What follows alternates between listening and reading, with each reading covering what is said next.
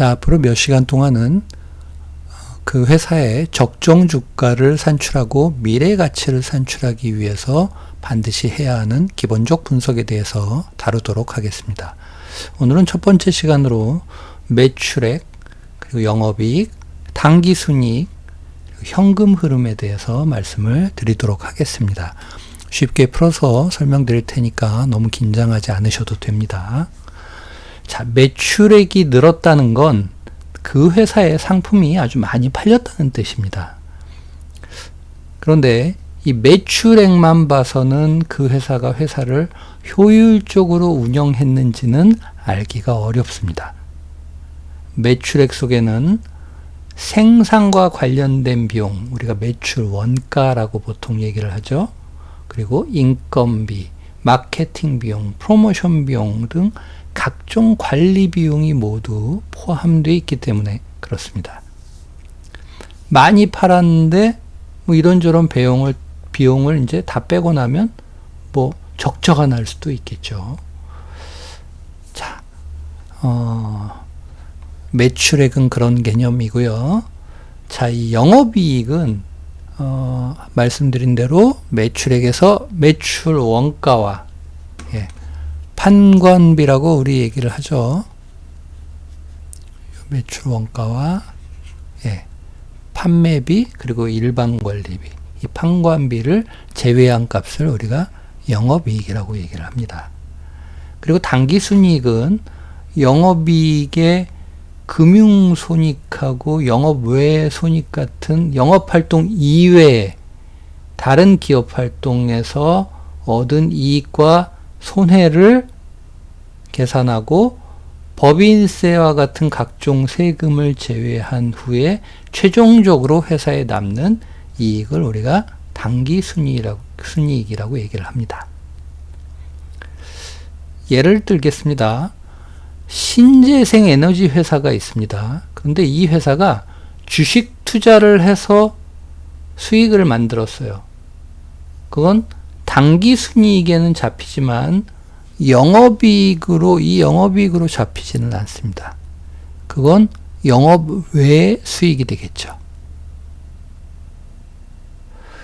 그렇기 때문에 기업의 이 핵심 역량을 반영하는 건 영업이익인 경우가 많습니다. 또 국내 상장 기업 중에 어떤 일이 굉장히 많으냐 하면요, 환해지 상품인 파생 상품의 손실이 의외로 많습니다. 영업 활동을 잘 했는데도 불구하고 이 환해지 상품을 잘못 이용해서 파생 상품 손실이 커서 순이익이 뭐 적자로 전환이 되거나 순이익이 급감하거나 이런 경우도 굉장히 많이 발견이 됩니다. 이건 주가에 분명히 마이너스 요인이 되겠죠. 경영 능력이 의심될 수 있는 부분입니다. 그렇죠? 자, 이 재무제표를 보고 기본적 분석을 하는 데 있어서 향후에 폭발적인 성장을 기대하고 투자하는 회사라면 매출액이 중요한 지표가 됩니다. 계속 생산 설비에 투자를 하고 주가가 매우 고평가되어 있는 상황에서도 계속 오를 수 있습니다. 최근에 2차 전지 산업에 특히 양극재와 관련된 그런 소재 관련 산업들이 그 예가 될 수 있겠죠. 자, 영업이익이 좋은 회사라면 조금 전에 말씀드린 건 이제 매출액이 폭발적인 성장을 하는 케이스고요. 영업이익이 좋은 회사라면 어느 정도 이미 성장 궤도에 오른 회사라고 할 수 있습니다. 영업이익률까지 안정적이라면 더 그렇게 판단할 수 있겠죠. 자신의 분야에서 꾸준히 이익을 내고 있다는 뜻이기 때문에 그렇습니다. 그래서 흔히 시장에서는 실적을 얘기할 때 가장 중요하게 생각하는 지표가 이 영업이익입니다. 이거죠. 자, 당기순이익이 늘었다는 건 고배당을 기대할 수 있는 신호입니다. 금리 인상기에는 어느 업종이 단기순이익이 굉장히 안정적으로 크게 들고 있나요? 금융회사들이 그렇죠. 지금 금융지주 회사들이. 그렇죠. 어쨌든 고배당을 기대할 수 있는 신호입니다. 기업이 순수하게 손에 쥔 돈이 많다는 얘기이기 때문에 그렇습니다.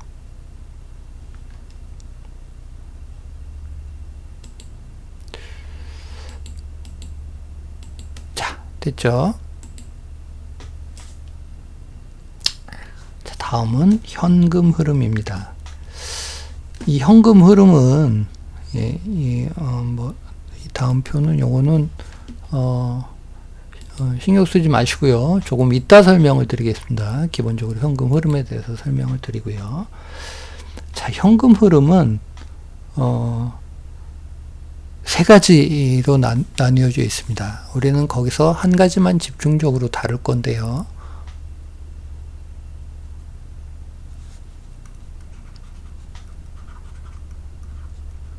영업활동으로 인한 현금 흐름이 있습니다.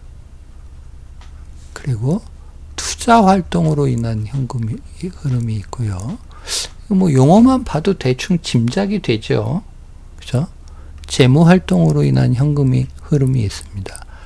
아유, 내용을 봐도 안 봐도 뭔 얘기인지 대충 알 것 같아요. 기업의, 전문 분야, 기업의 분야, 이 매출을 일으키는 분야를 통해서 돈이 들어오고 나가는 건 영업활동에 관한 것이겠구나. 뭐 이렇게 유추해 볼 수 있겠죠. 자, 이 영업활동으로 인한 이 현금 흐름은 회사가 실제로 해당 기간에 남긴 현금 규모를 파악하기에 가장 좋습니다. 예. 그래서 투자활동과 재무활동에 대한 현금 흐름은 좀 옆으로 밀어놓고요. 영업활동으로 인한 현금 흐름만 집중적으로 설명을 드리겠습니다. 당기순이익이 아무리 연속으로 흑자를 내더라도 실제 현금이 돌지 않으면 심하게는 흑자 도산을 할 수도 있습니다. 그렇겠죠.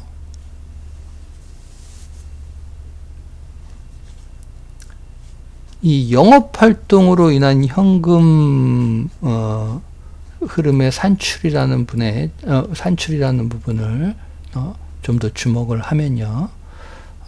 자, 이 표에 집중하지 마시고 제 얘기에 집중을 해주시기 바랍니다. 영업활동으로 인해서 발생한 순수 현금을 산출하기 위해서는 먼저 손익계산서의 당기순이익에서부터 출발을 해야 됩니다. 예를 들겠습니다. 당기순이익이 100억이라고 합니다. 가정을 하겠습니다. 근데 그렇다고 해서 이 100억이 모두 현금으로 돌아온 실제 현금은 아닙니다. 매출 채권도 있을 수 있고요. 받아야 될 매출 채권. 우리가 외상이라고 얘기를 하죠. 받아야 될 매출 채권도 있을 수 있고, 그거는 현금이 돈이 들어온 게 아니잖아요. 그죠? 그리고 못 팔고 남아있는 재고자산도 있습니다. 예. 그리고 감가상각비 변동에 따라서 당기순이익이 크게 달라지는데 이것도 현금이 왔다 갔다 하는 건 아니죠. 아직 못 받은 돈도 이익으로 잡고 실제 빠지지 않은 현금도 감가상각비 명목으로 빠지면 당기순이익이 줄어들게 됩니다.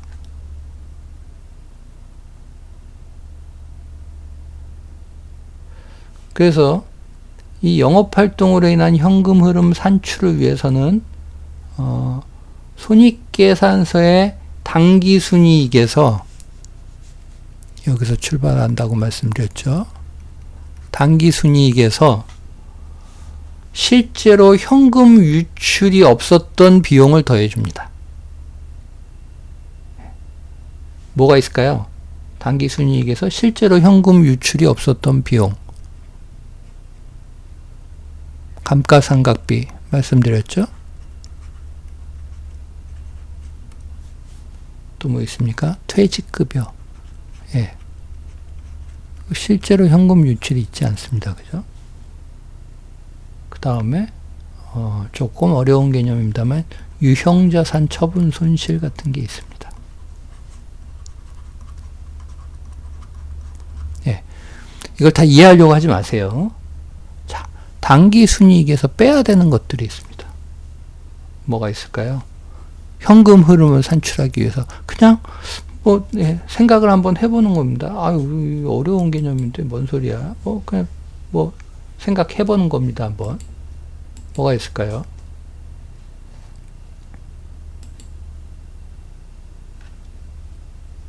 잠시만요.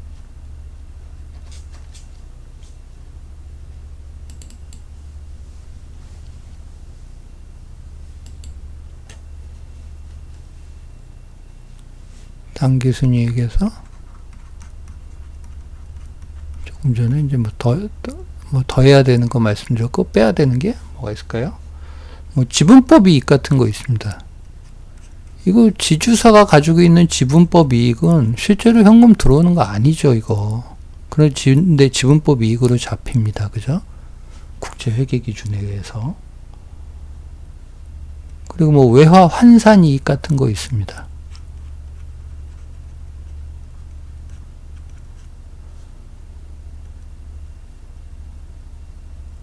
유형자산, 아까는 처분 손실이 있었는데, 유형자산 처분 이익 같은 게 있죠. 예. 어쨌든, 무슨 소리인지 모르겠는데, 이 당기순이익에서 실제로 현금 유출이 없었던 계정들을 더해주고 빼주는구나. 그래야 실제 현금 흐름이 나오는구나. 예. 어떤 게요? 영업활동, 연금 흐름, 이제, 투자활동, 재무활동 있겠습니다만, 이 현금 흐름이라는 게, 여기서 실제 현금 유출입이 없던 걸 더해주고 빼줘야 얘가 나오는구나. 그건 이해가 되시죠? 근데 문제가 있습니다. 설명을 드렸던 이와 같은 방식을 간접법이라고 얘기를 합니다. 이거 어려워지죠? 예.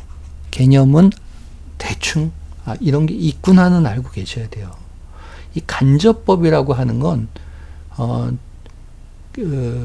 이 재무제표상 현금 흐름표가 대부분 발생주의를 기반으로 돼 있는데, 그걸 간접법이라고 얘기를 합니다. 예, 발생주의.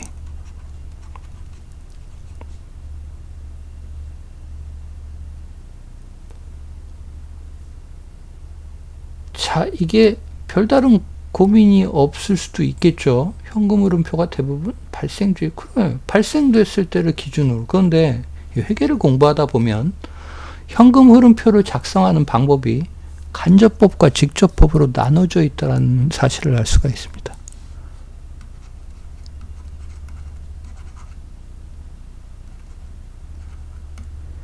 이게 왜 이런 일이 생기냐 하면요. 예를 들어서 매출이 발생했다라고, 하나만 예를 들겠습니다. 매출이 발생됐다고 하죠. 이 매출을, 발생된 거를 현금으로 이 매출 대금을 바로 수령하면 문제가 없습니다. 직접법이든 간접법이든 동일해요.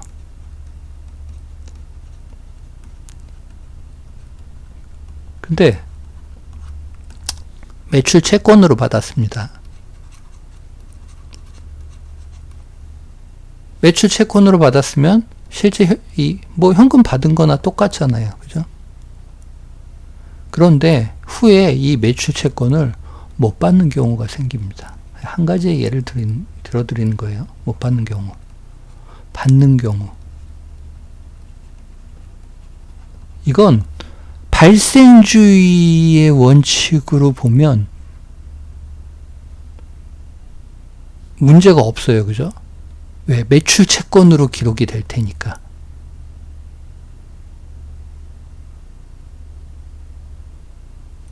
그런데 현금주의, 우리가 직접법이라고 얘기하는 현금주의의 원칙에서 보면 문제가 생깁니다. 이때는 현금이 안 들어왔거든요. 그리고 못 받은 경우에는 현금이 없습니다. 받은 경우에만 현금이 생기는 거죠. 그래서 괴리가 생기게 됩니다.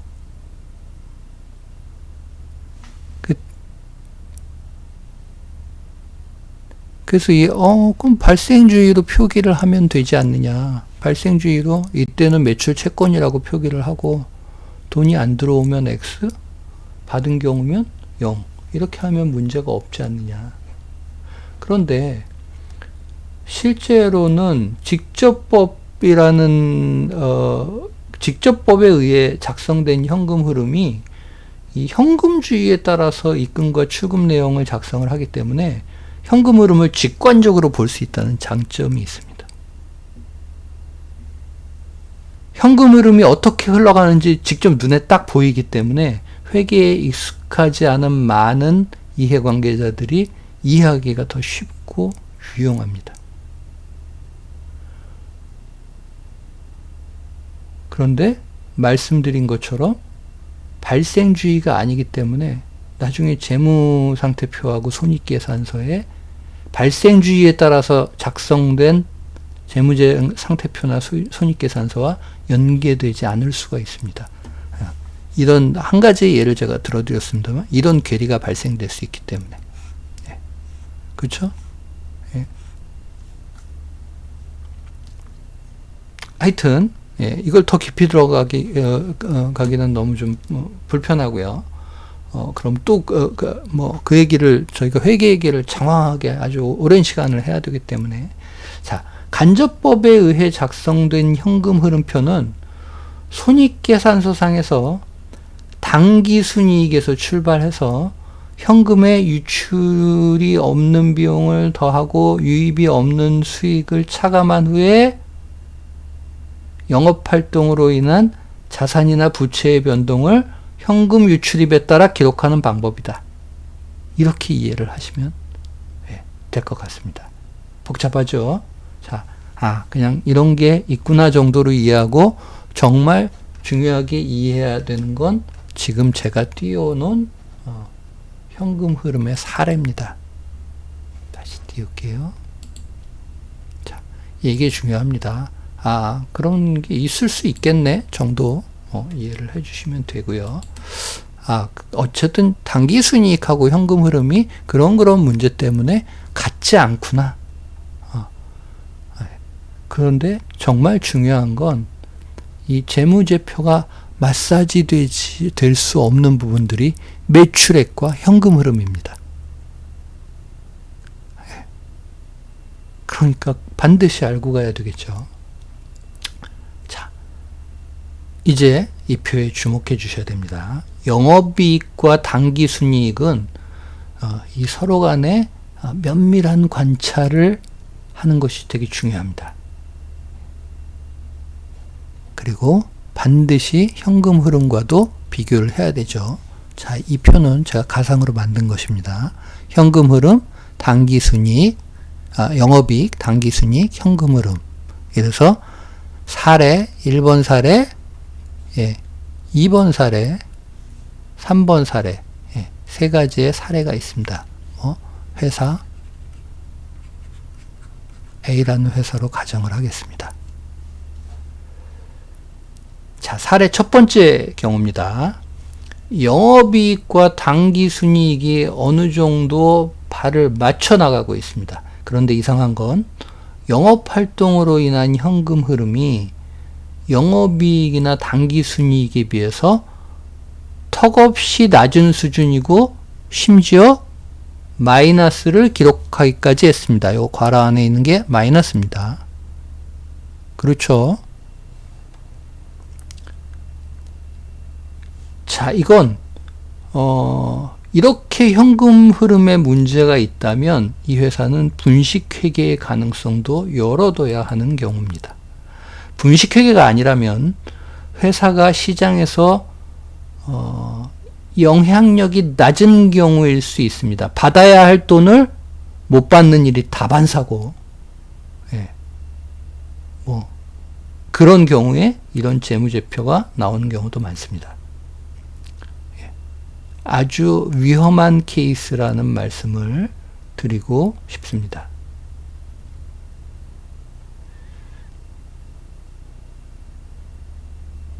이런 경우에는 투자를 절대 주식 투자를 해서는 안 되는 사례겠죠. 확인되기 전까지는 그 내용이. 자, 두 번째 사례입니다. 두 번째. 자, 여기 1번 했고, 이제 두 번째입니다. 네, 여러분들, 이거 집중하셔야 돼요. 예, 엉뚱한 데 보시면 안 됩니다. 두 번째 사례입니다. 자, 이 지표만 가지고 판단할 수는 없지만, 우량한 기업일 가능성이 높습니다. 영업이익과 당기순이익, 그리고, 영업활동으로 인한 현금 흐름이 비슷한 수준입니다. 통상적인 우량기업은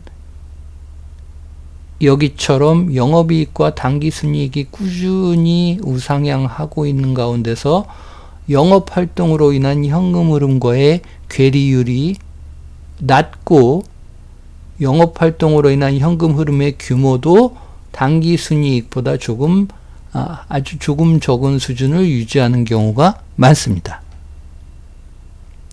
자, 세 번째 사례입니다. 이 세 번째 사례는 정말 드문 경우입니다.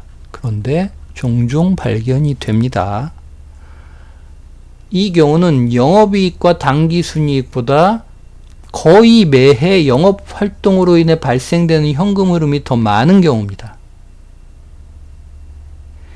이 회사는 만약 이 회사의 주가가 EPS라는 걸 이제 배우시게 될 때 주당 순이익이라고 하는 EPS라는 개념을 배우시게 될 텐데 EPS 기준으로 적정 PER을 형성하고 있다면 매우 저평가된 회사입니다. 자, 이 얘기는 이제 이 뒤에 배우실 PER이나 EPS를 보고 다시 한번 돌려보셔야 되겠죠. 지금 이 시간은 이 경우는 영업활동으로 인한 현금 흐름을 이 주식수로 나눈 주당 현금 흐름이라는 개념이 있습니다. CFPS라는 개념이 있어요. CFPS 이건 주당 현금 흐름. 아까 말씀드린 건 이 회사가 세 번째 케이스입니다. EPS를 기준으로 적정 PER을 형성하고 있다면 매우 우량한 기업일 가능성이 매우 높다라고 말씀을 드린 거고요. 이 CFPS는 주당 현금 흐름이라는 개념입니다. 이 주당 현금 흐름을 기준으로 적정 주가를 잡아보는 게 더 합리적인 매우 우량한 주식일 수 있습니다. 자, 됐죠? 자, 이런 세 가지 케이스가 똑같은 비슷한 형태의 매출과 영업이익을 가지고 있는 회사에서도 나타난다. 심지어는 매출과 영업이익, 당기순이익까지도 안정적으로 외관상으로 보이는 회사가 현금 흐름에서 이런 문제를 일으킬 수 있다. 그런 부분들을 반드시 이해하시고 아까 말씀드린 이 현금 흐름을 작성하는 데 있어서 발생주의라는 것도 있을 수 있고 발생주의와 현금주의에 조금은 차이가 있구나 라는 개념 정도를 이해하시고 당기순이익과 현금 흐름, 영업활동으로 인한 현금 흐름이 괴리가 큰 종목이라면 우선 의심해보고 사실을 확인해 볼 필요가 있겠다 라는 정도로 오늘 시간은 정리를 하겠습니다. 현금 흐름에 대해서 조금 더 회계, 이 기업의 재무회계, 관리회계 부분을 설명드리면 좋겠지만 그건 그 하나가 뭐 큰 분야를 형성하고 있을 정도로 이 방대한 분야다 보니까 거기에는 깊이 들어가지 않겠습니다. 자, 정리하겠습니다. 첫 번째, 현금주의는 현금이 들어오고 나간 걸 기록하니까 한눈에 보기 쉽습니다. 하지만 두 번째, 현금이 들어오고 나가는 것만 기록하기 때문에 거래에 대한 자세한 정보를 알기는 어렵다. 그래서 세 번째, 발생주의라는 게 그래서 생겼다. 권리와 의무, 현금이 들어오고 나가는 매출의 권리와 의무가 생길 때 내용들을 기록하기 때문에 거래에 대한 정보를 자세히 파악할 수 있다. 그런 것들이 현금 흐름을 조금 다른 다른 관점에서 기록하게 만들었고요. 그런 부분들이 실제로 우리가 주식 투자에 활용될 때는 단기 순이익과 현금 흐름과의 괴리가 큰 종목들을 반드시 조심해야 된다. 라는 정도로 정리를 하도록 하겠습니다. 자, 매출이 매우 중요했다. 그리고 우리가 재무제표를 볼 때 영업이익이라는 순이익보다도 영업이익이라는 부분들을 매우 중요하게 생각을 한다. 왜 중요하게 생각한다고 말씀을 드렸죠? 실제로 매출액에서 여러 가지 원가라든지 판관비를 빼고 나면 그 기업이 가지고 있는 핵심 역량을 반영하는 건 영업이익인 경우가 많기 때문에 그렇다. 그런 부분들을 오늘 이렇게 배우는 시간을 마련을 했습니다. 자, 이제 다음 주부터는 여러 가지 기업을 이런 재무 상태를 분석하는 여러 가지 지표들이 있습니다. 뭐 PER이라든지 뭐 EPS라든지 뭐 PBR 뭐 PCR이라는 지표도 있고요. BPS 뭐 이런 여러 가지의 지표들에 대해서 다음 주 이 시간에는 설명을 드릴 테니까요. 오늘 말씀드린 부분들은 완전히 숙지하고 다음 이 시간에 참여를 해주시기를 부탁드리겠습니다.